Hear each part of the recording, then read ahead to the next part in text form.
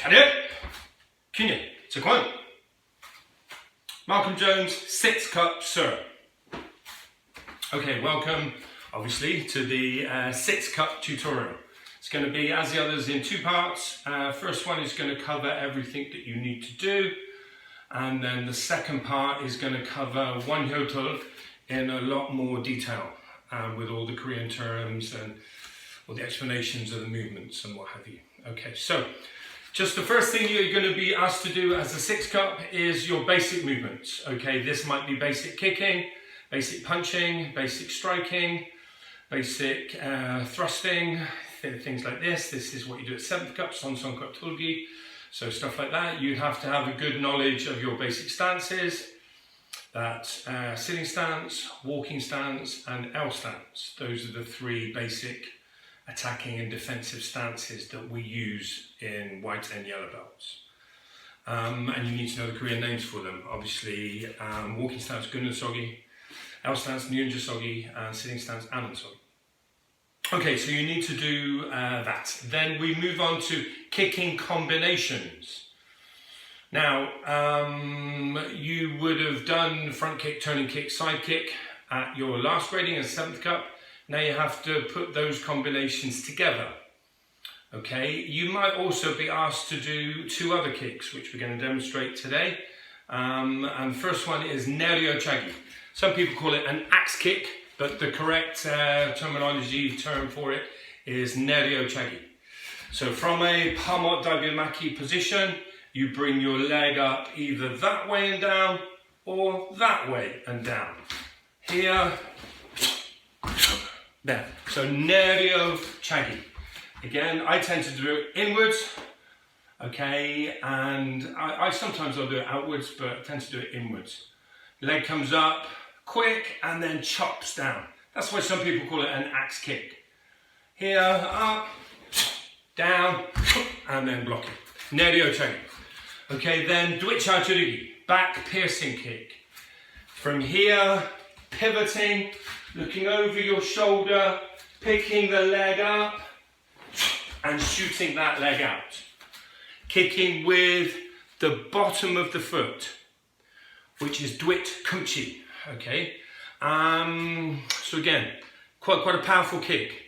So we're putting those kicks together. Turning kick, back kick, front kick, downward kick, turning kick, side kick, all sorts of combinations like so. Okay, then we would do 3-step semi-free sparring. At 7th Kup, you did the basic form. Now we're going to do the intermediate form. Okay, and this, when you do the basic form, you have 3 front kicks, block, block, block, counter, 3 turning kicks, block, block, block, counter, 3 side kicks, block, block, block, counter.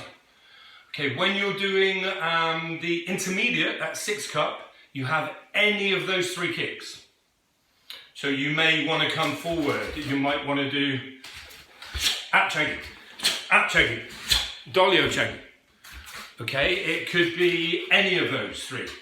So your partner doesn't know what is coming. Whereas as a 7th Kup, it's kind of spoon-fed for you. You know it's going to be a front kick. You know you're going to have to block it. And you know you're going to have to counter. Now it's testing your reaction skills. Okay, now if you haven't done much 3-step semi-free sparring, you will find that it toughens up your forearms, your blocking tools, okay, or your sonkao, sometimes, occasionally. But normally it's back at palmok or am palmok that you're going to be utilising. With the kicks, okay, it's actually always back at palmok, okay. So anyway, you know, you have to toughen up, okay. But we're not playing tiddlywinks, okay. This is a martial art. So yes, okay. So that's 3-step semi-free sparring, sambo banjo matsoki. Then we move on to 2-step sparring, ibo matsoki.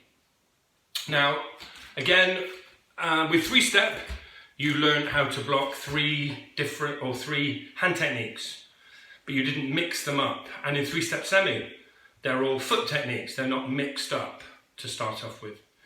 However, in 2-step sparring, you now mix up your hands and your feet. So we're going to do number 1, all right? when you start, the attacker, palmot daibimaki, like this.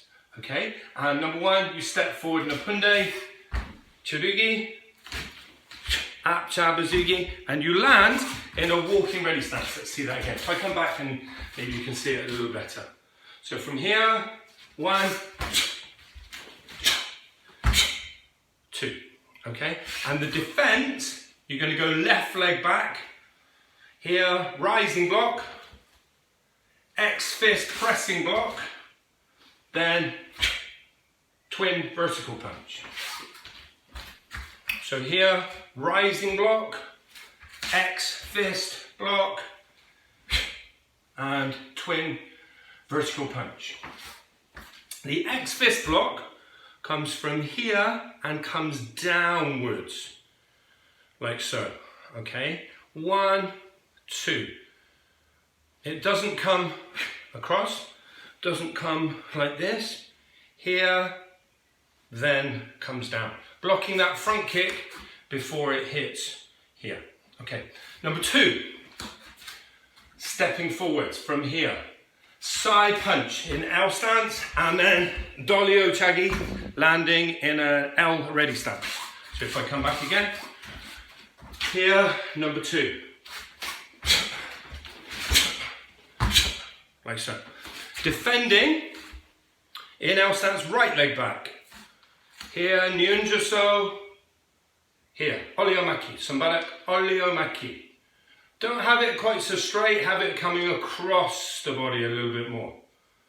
Then backwards, horimaki. Here, waist block. Then that's in a left L stance.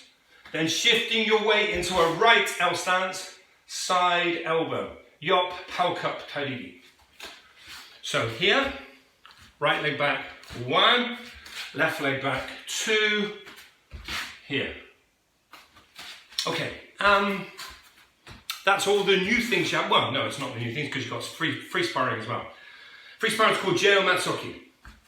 Okay, now this is the first time you will have put safety equipment on in your grading. You've probably had it in your class for one, you probably sparred in the class, had a little bit of fun and moving around and what have you with the seniors, but now you have to do it for real.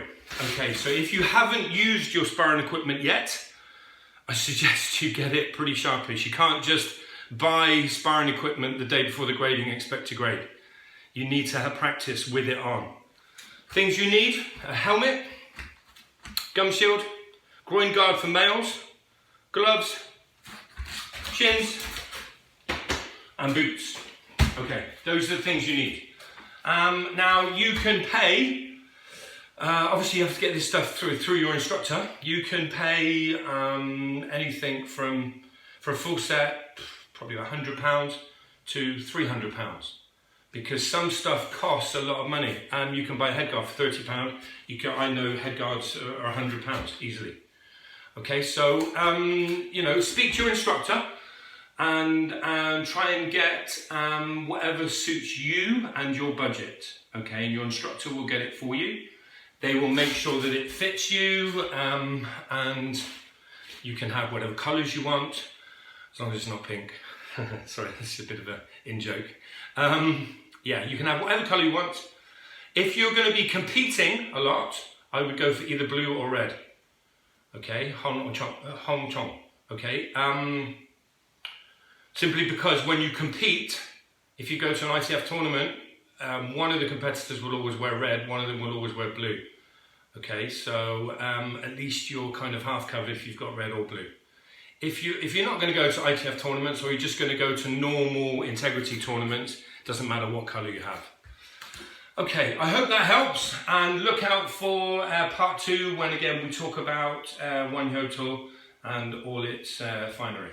Okay, charit, kunye, Taekwon.